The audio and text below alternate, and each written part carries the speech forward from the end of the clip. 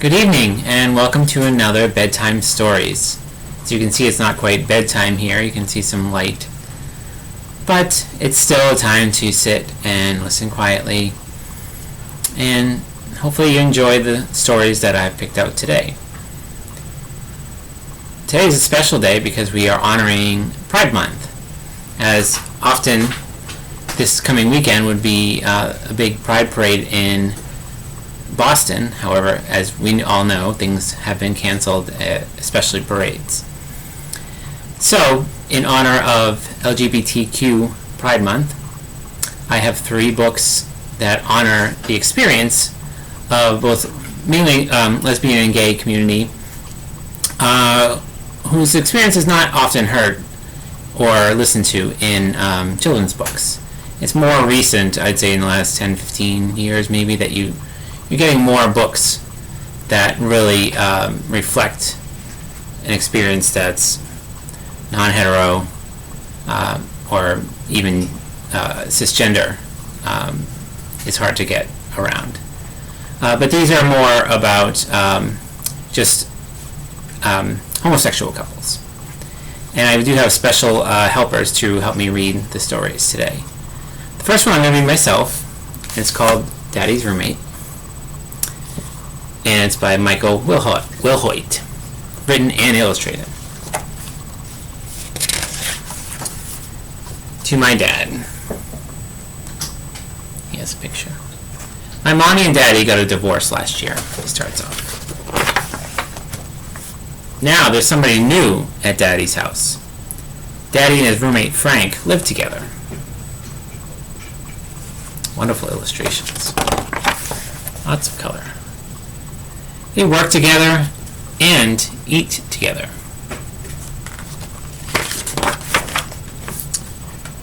They sleep together and shave together. And sometimes even fight together, but they always make up.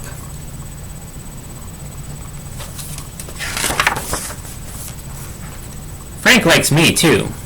Just like Daddy, he tells me jokes and riddles.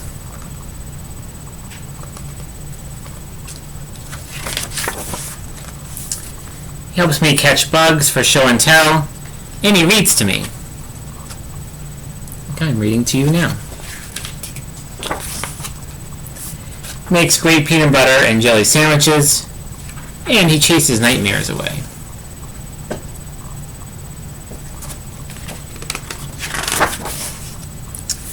When weekends come, we do all sorts of things together.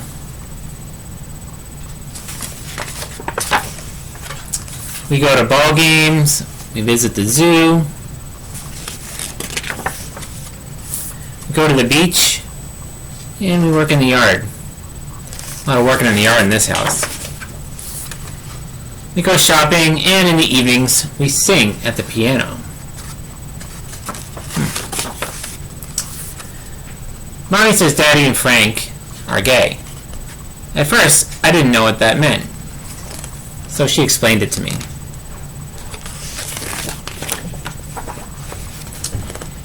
Being gay is just one more kind of love. And love is the best kind of happiness.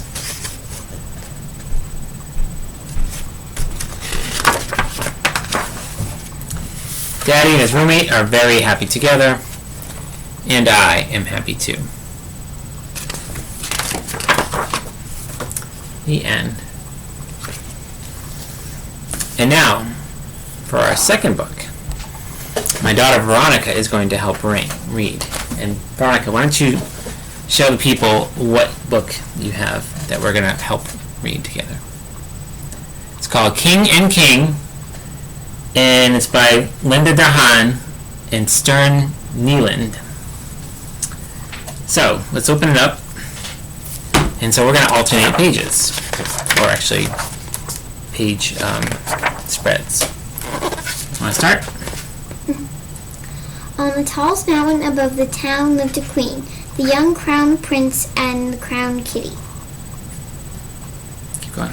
The queen had ruled for many long years, and she was tired of it. She made up her mind that the prince would marry and become king before the end of the summer.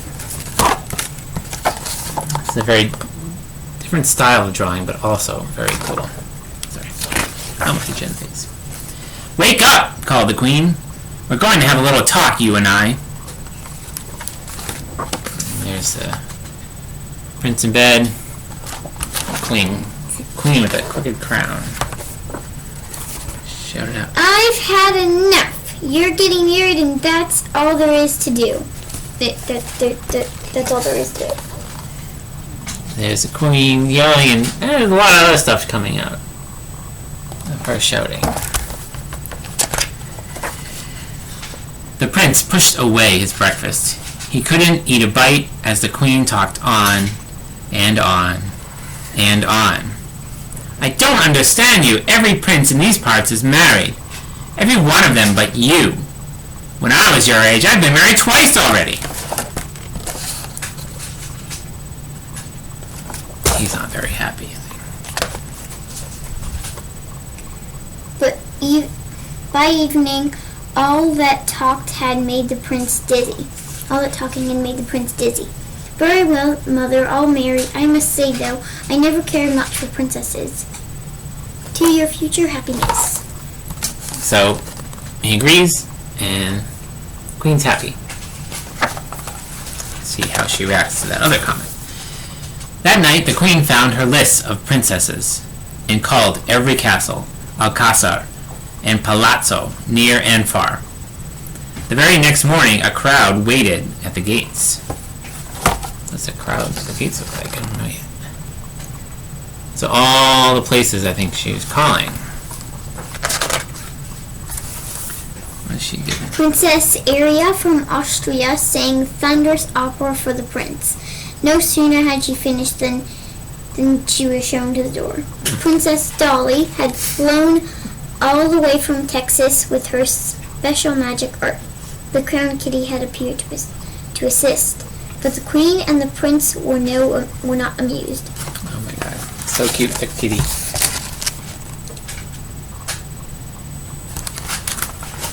Of course, the orange hair. Next came the funny little princess from Greenland. The prince didn't hit it off well with her either. So he really didn't mind when his page promptly fell in love with her. Where's this page? Is that him? No. Boy, these long arms will certainly come in handy when waving to people, said the prince. As fast as her elegant legs could carry her, Prince Ramamashputin from Mumbai stormed out of the palace. So we have two more encounters and two more no thank yous. The Queen and the prince looked at one another sadly. None of this was quite what they expected. Wait, called the page. There is one more princess. Ahem, presenting Princess Madeline and her brother, Prince Lee. So now two royals are here from the same place. At last, the prince felt a stir in his heart. It was love at first sight.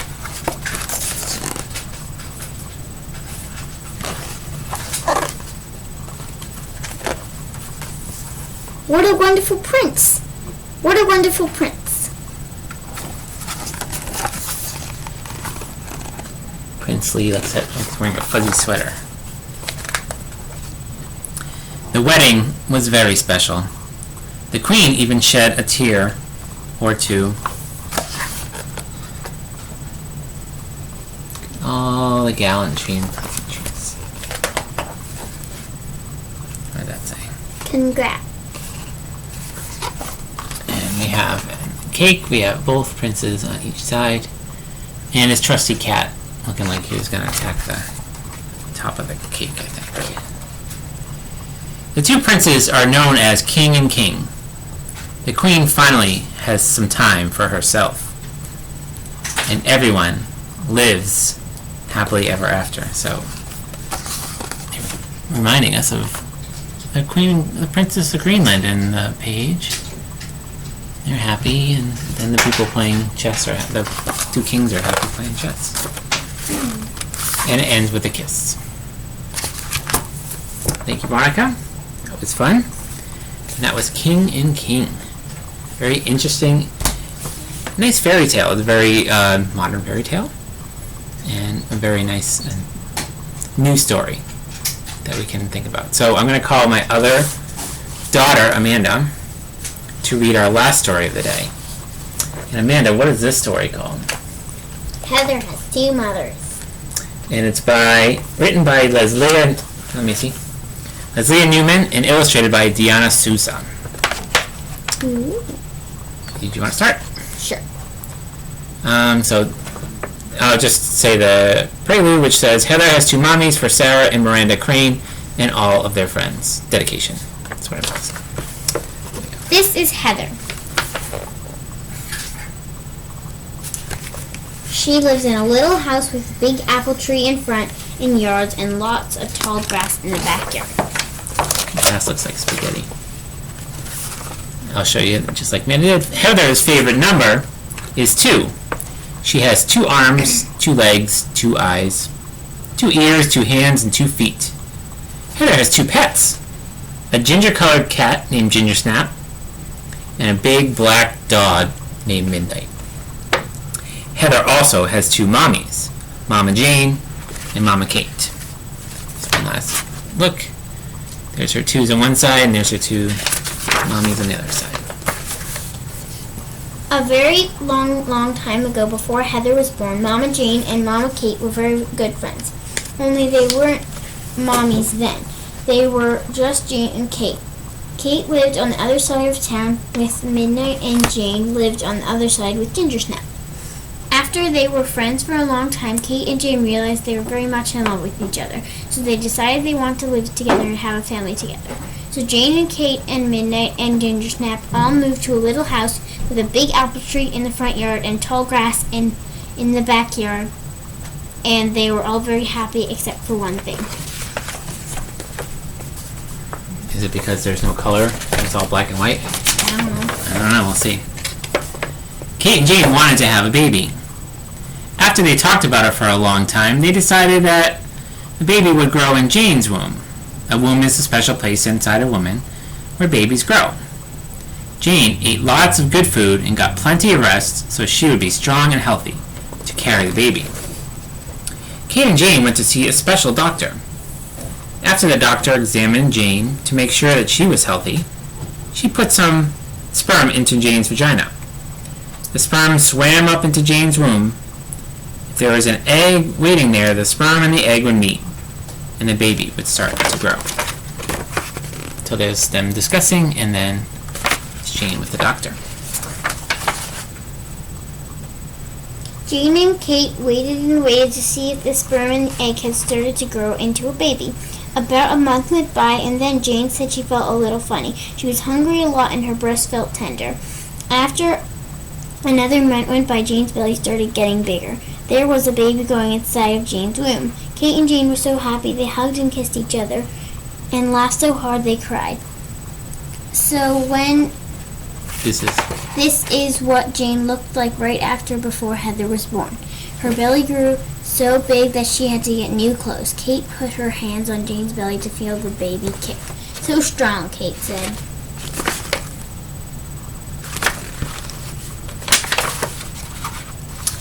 Soon it was time for Heather to be born.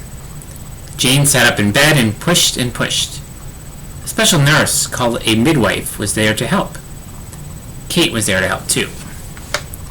When the baby's head was showing, the midwife stepped back, and out popped baby Heather right into Kate's arms. Heather was a very tiny baby with big brown eyes and lots of brown curly hair.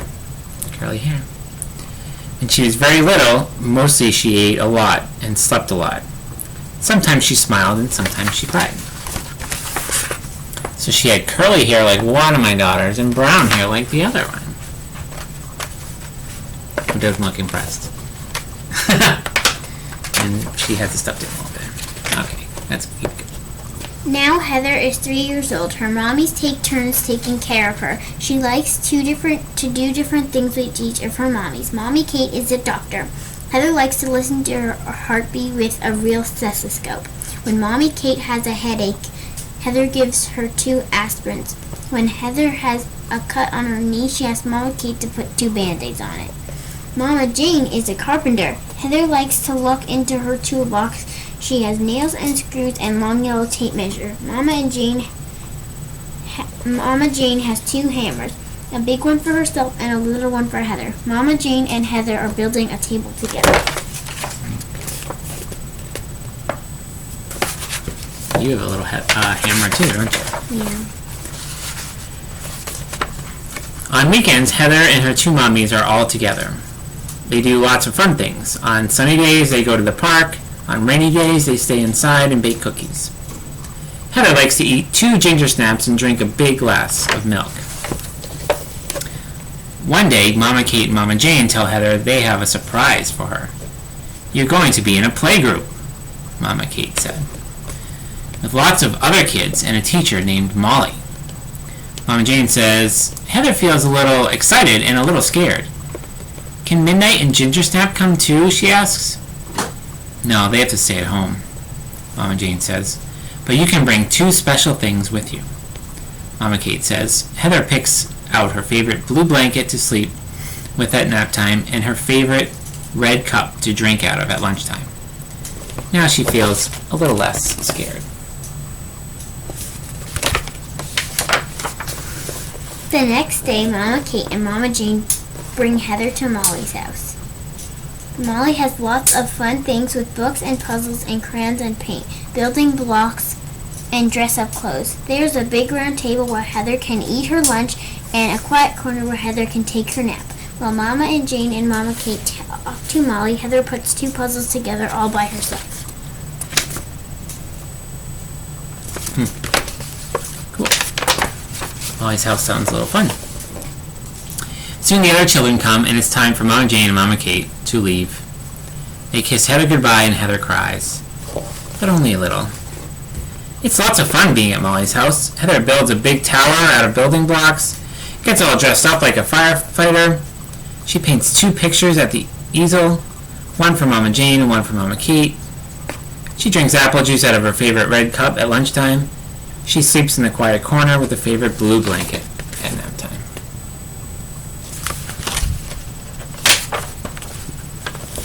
After nap time, everyone sits in a circle, and Molly reads them a story. The story is about a little boy whose father is a veterinarian.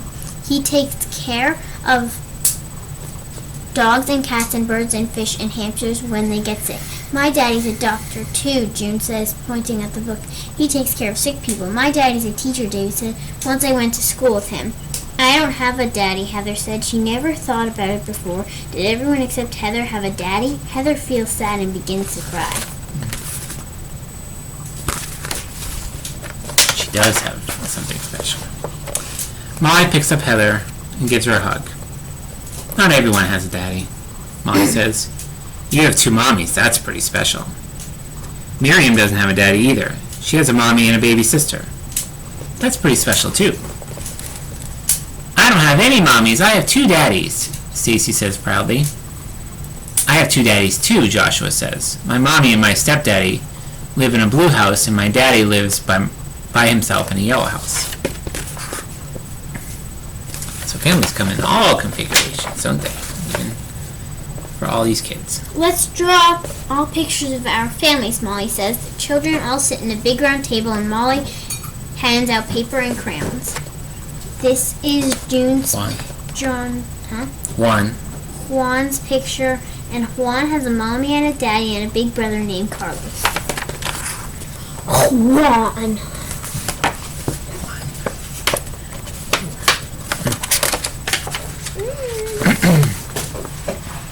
This is Miriam's picture. Miriam's mommy is pushing her baby sister on a swing in the park. Miriam is big enough to swing on the swings all by herself. This is Stacy's picture. Stacy's daddies are both tall.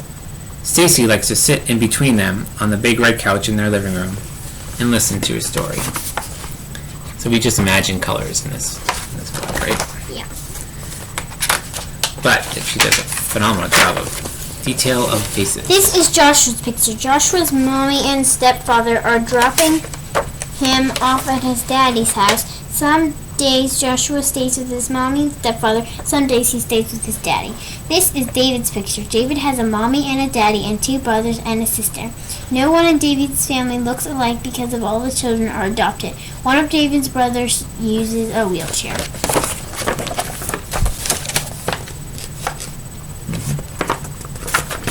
So we're learning about all the kids in our classroom, or at least some of them. When the children are finished, Molly hangs up all the pictures and everyone looks at them. It doesn't matter how many mommies or many daddies your family has, Molly says to the children. It doesn't matter if your family has sisters or brothers or cousins or grandmothers or grandfathers or uncles or aunts. Each family is special. The most important thing about a family is that all people in it love each other. Soon Heather's mommies came to take her home. Ginger Snap and Midnight came too. First, Heather shows them all the pictures. Is that me? Mama Kate asked, pointing to Heather's picture. And is that me? Mama Jane asked, pointing to. And what does she answer? Heather looks at her pictures. This is the mommy I love the best, she says, pointing at the mommy who has big round glasses just like Mama Kate. And this is the mommy I love best, Heather says, pointing to the mommy with short red hair just like Mama Jane. Mama Kate and Mama Jane both laugh and give Heather a great big hug. Heather gives each of her mommies 2 kisses. Mama Jane takes Heather's right hand and Mama Kate takes Heather's left hand. And then Heather and Mama Kate and Mama Jane and Midnight and Ginger Snap all go home.